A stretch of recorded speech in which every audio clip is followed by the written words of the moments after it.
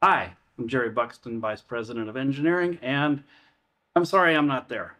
I really am. For 11 to 12 years of doing this with AMSAT and being at Hamvention, I thought, well, I'm going to miss this one. I guess that's okay, but it's not as easy as it sounds, is it? So I guess I could sum up my day yesterday, which was kind of messed with a little bit by Mother Nature, and spent quite a bit of time at DFW Airport, but I put out a tweet that said, I left for Hamvention this morning and I got home in time for supper. That sums it up. So there's a lot to talk about engineering, and I'm sure that's what you want to hear. Let's go to it. The golf program. I thought we could go ahead and start with some of the main events that are going on right now. The golf program, the biggest one, if you will, Greater Orbit, Larger Footprint, is the acronym. And that is simply because G, the seventh letter of the alphabet, is the next letter after X, like Fox, and E like Echo, AO51. So golf is not something you typically encounter with satellites. I figured I'd come up with a wise acronym. Whether it is or not, I don't know, but it's what we're talking about. What we plan to do is the program itself is a series of satellites for flight testing and qualification. We're going to be looking at missions that test various systems and devices that we're going to need as we move to HEO. Each one of them carries an amateur radio payload, so every one of them will leave that behind once their main mission, if you will, of testing is done.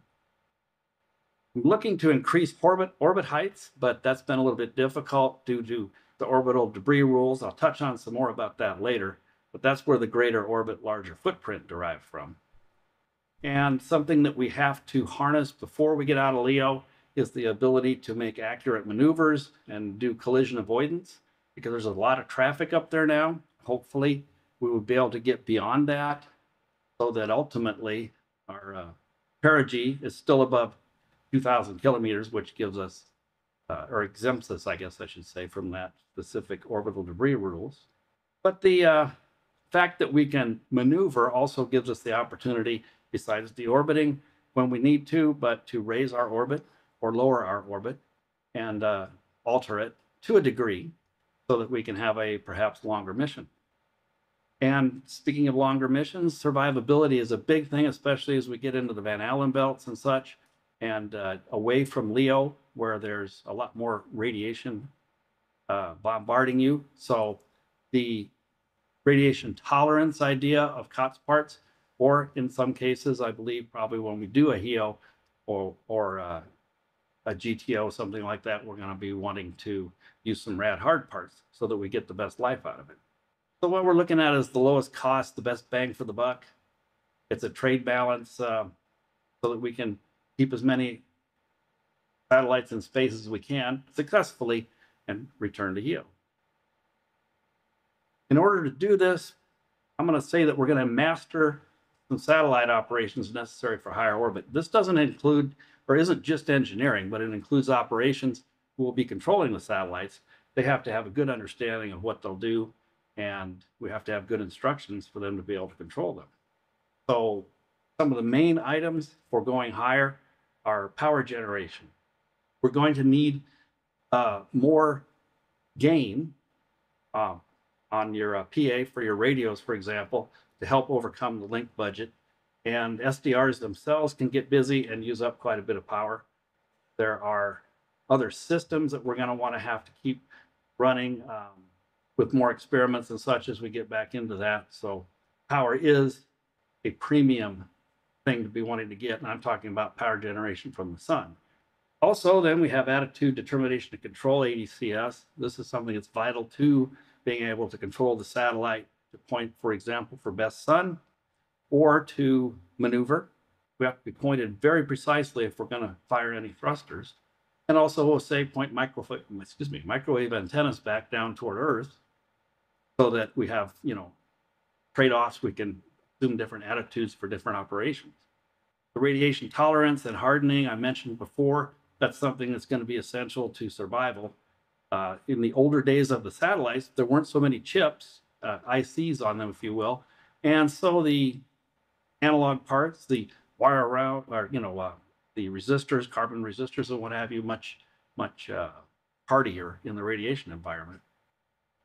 We're going to be moving to microwaves. 10 gigahertz band is the ultimate downlink band. There's a lot of bandwidth up there in 10 gigahertz and 5 gigahertz, which is the C band uplink. We're also adding 2.4 gigahertz S band uplink because that shares with Europe what they have over there with QO100. And then thrust and propulsion will be probably the icing on the cake, if you will. Once we've mastered all of this, again, mastered it so that we can be responsible spacefarers, then we head to HEO. The current golf projects underway. We have Golf T. Golf T stands for Technology Exploration Environment. Sorry about that. And taking the numbers from the last slide, we've got deployable solar panels that we're developing in-house that is in addressing the power, more power situation, if you will. We have secured CubeSpace ADCS that we will use for that system. We were working with one prior that was a startup that would have given us an opportunity to fly cheaper and also be part of the development, but that did not come to fruition. CubeSpace, after a long search, we actually looked at, or Hilly Page did most of the work, a lot of different ADCS, and we found what was suitable for our missions for Golf T, Golf 1, and possibly beyond. We've got the RT-IHU, radiation tolerant IHU, that was developed as an ascent project, and it is using COTS parts intended to reduce the number of upsets or that cause the IHU to either latch up or have to reboot and such like that. And we're going to compare that then with the legacy IHU, as we call it, on the LTM, linear transponder module, to see if, especially South Atlantic anomaly, probably, if we're doing any better as far as resets on each of those IHU systems. And then for the 10 gigahertz X band, we're going to do an experimental microwave downlink high-speed data, which is something we'll be looking for. It's tricky at LEO, but as we go higher to HEO and such, there's a lot of data that you want to download, not to mention experiments and what have you. And it also gives us an opportunity to possibly use it as a transponder, where we would pick off the UHF downlink of the VU transponder and send it down on 10 gigahertz as kind of an entryway for people to give a try to the microwave band. We're looking at a 500 to 550 LEO orbit. This is a CSLI Alana, as a matter of fact, orbit, or launch, I should say. And it's testing and qualifying the new technologies, but also Vanderbilt ISDE radiation experiment, as we have flown before that, I think can help provide a comparison of what the environment was like in the RT-IHU versus IHU, LIHU comparison. We should have a good radio footprint up at 550, and its orbital debris regulation is friendly because it will decay rather rapidly, actually, at least in the current sunspot cycle. So when we get going, we'll see when that is. That can make a difference. And I got two hasty. So we've got Golf 1 then next. Golf 1 is using the same goals, number 1, 2, 3, and 4 from Golf T that hopefully are developed quite well. And in the meantime, though, if there are things that we find in the construction in the on-orbit phases, then hopefully we'll have time to make adjustments to that, to improve on them. That's always, the way you want to go with a series of satellites that are similar. And a typical mission, this will be a typical mission versus the technology mission that Golf T is, where we carry STEM experiments, so it's educational based. We have a high school in San Diego area who has been wanting to fly a camera for Earth weather views, and then we'll fly the Vanderbilt ISDE student radiation experiment again. They have a lot of students that like to put those together and write papers. We'll expand the SDR microwave experimentation to open up 5 and dime, and that's the 5 gigahertz uplink, 10 gigahertz downlink. Of course, it is at LEO, tricky at best. Nonetheless, it will be there for experimentation starting with Golf 1. And again, the SX band, 2.4 gigahertz up, 10 gigahertz down, a la QO100. And we have an L-band uplink capability. Not certain what that will be used for, perhaps commands, but it's not a worldwide ban. So depending on resources, I think we'll probably concentrate on the other microwave bands primarily. And again, we'll have a standard VU operation transponder. However, it'll be the SDR now and not the LTM. So that gives the opportunity to make the transponder a variety of things, FM repeater or, linear transponder. And Ray can tell you a lot more about that. He's working the SDR. And he's had actually presented in the past some really good ideas for what you can do with a VHF, UHF, SDR, for example.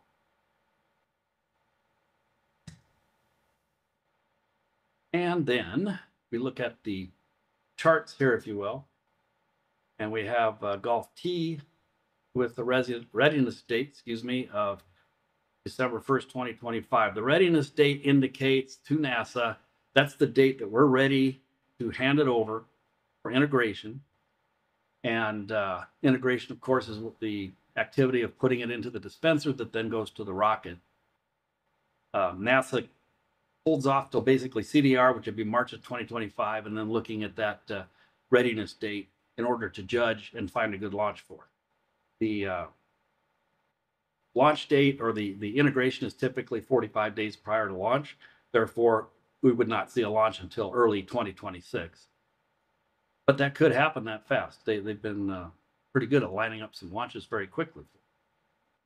And then we have Golf 1, readiness date a year later, December 7th, 2026. Again, we want to look at everything we can learn from Golf T to put it in Golf 1 and make it better.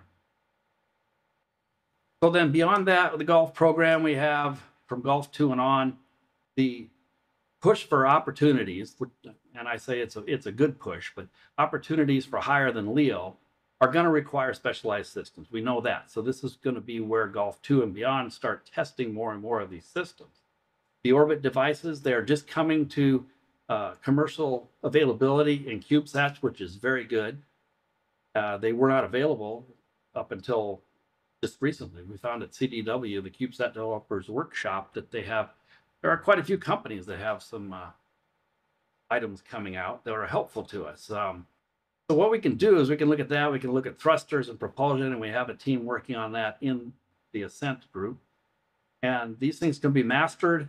Again, I like to use that word, but developed and mastered in LEO.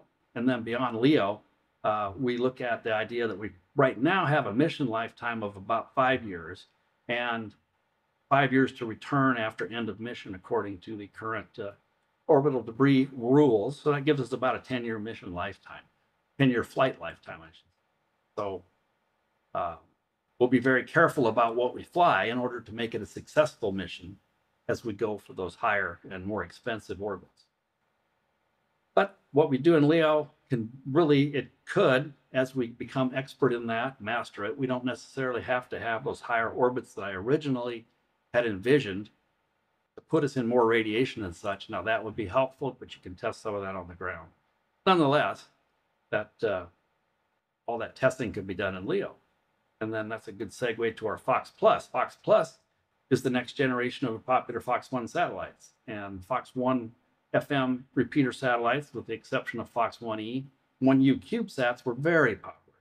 And we stopped the Fox program for two reasons. One, a lot of the parts went defunct, and it would take a redesign, literally redesign of the thing in order to continue building them. And number two, the engineers are happy or thirsty for something else to keep happening. And that would include me. So that's why we moved on to golf with that. But Fox Plus comes along with a shorter period from design to launch, as were the Fox 1s. And that can help keep this steady flow of satellites going to LEO. So there's always something or two or three up there for people to use, including easy sat designs in some cases where those are popular for beginners, very popular. And I think they brought in quite a few new members and satellites enthusiasts to the amateur satellite world. But they can be all sorts of different types of design. Some of that is looking at new technology, because we can take things that come out of Ascent, for example, that may be destined for Golf 1 even, ultimately because of what their specialty is. But we can get on-orbit testing with Fox Plus in order to find out what we have to deal with and what might need to be tweaked before we put it up on something higher up. And that facilitates concurrent development of both of the satellites, which is where we had the big gap with the Foxes. Everybody was working on golf, but now we have more people coming in. So it can also take more than 1U form. Fox Plus is looking at being able to be 1U, 2U, 3U, depending on what the mission is. And I think that primarily the VHF, UHF band, not microwaves, excuse me, will be what is used simply because of its posture in LEO. Mike Moore, K4MVM, is the systems engineer. He's leading the Fox Plus. Assumed that from Jonathan Brandenburg when Jonathan had to step back. There's new engineers coming in that are volunteering for mechanical and software. We're looking at launch possibilities, including purchase launches to, say, for NanoRacks, for example. NanoRacks launches primarily from ISS type of stuff. But NASA CSLI is also open as an option for a free launch. Although it might take a little longer to get up there, it depends. And that includes some ISS launches off NanoRacks and such. They have a bandwagon program that goes up to about 400 kilometers, and then transponder is very popular to get up above 400 up to 550-ish. So we have lots of work to do, and we need human resources to beat Golf T. So we got a race there. Fox Plus A progressing toward, I would say, a fourth quarter 2025 ready date, much like Golf T. We're using IsoSpace hardware on, and it's on hand or ordered en route, including the antennas, their EPS, and their solar panels. We'll fly the LTM-1 as the avionics. That's the legacy IHU, which has space heritage, as well as the improved command receiver and the transponder with the 30 kilohertz bandwidth. This is because it's the first one up. We're putting in reliable parts, buying reliable parts in order to make it most successful. So we'll skip over to Ascent now. Advanced satellite communications and exploration of new technology are skunkworks, as it was dubbed by Tom Clark, SK. This Ascent brings in projects that are just design ideas from engineers interested in working on them, a particular system or design. As long as they are in keeping with the idea that we're improving satellite communications with new technology and such, in other words, we can fly them, then all ideas are welcome. And the work in Ascent is done independent of what we're flying, but I know what missions we might be able to fly, much as we did with Golf, where Ascent had RTIHU, for example, and I knew that there would be a mission coming up for that, and so we were able to grandfather, I guess you'd say, or otherwise incorporate it into it. They also have current projects you may have heard of, or if you haven't, up by the AMSAT engineering table. PACSAT is a 4 channels up, 1 channel down packet BBS that Bill Reed and a group are building. We have some interested partners, CubeSat partners, that will probably wind up flying that first. Otherwise, it will definitely fly on a Fox Plus B, probably most likely.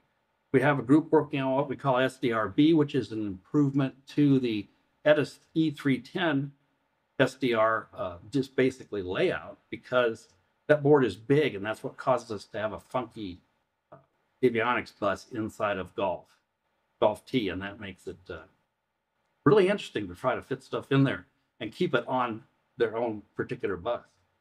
We have a group working on thrust/propulsion that just started out. We had a meeting last week, and we have some good volunteers, solid volunteers. This stuff can help us definitely in the future as we look for that to be part of how we go upward to HEO.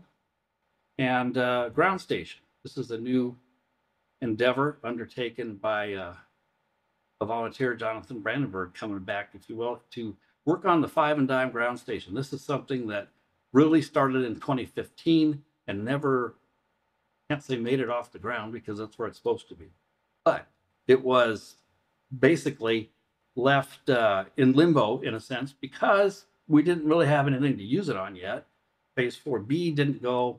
CQC, the CubeQuest Challenge, didn't go. So we just knew that we were going to have it fly on golf eventually. And so here he is working on that. So we've got a lot of great stuff going to carry us forward here.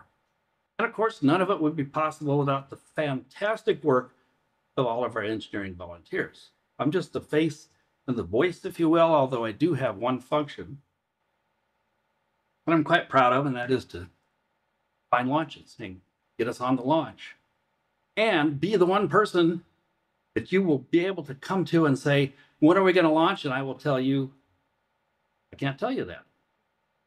Be sure to stop by and see everybody at the booth and also the slideshow.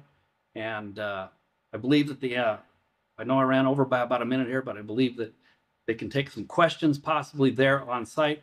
And I thought, because I'm not there, I really do, and I've been thinking about this a while, I've wanted to engage with everybody. So perhaps a Twitch or YouTube live chat so that I can just sit there and answer questions, basically.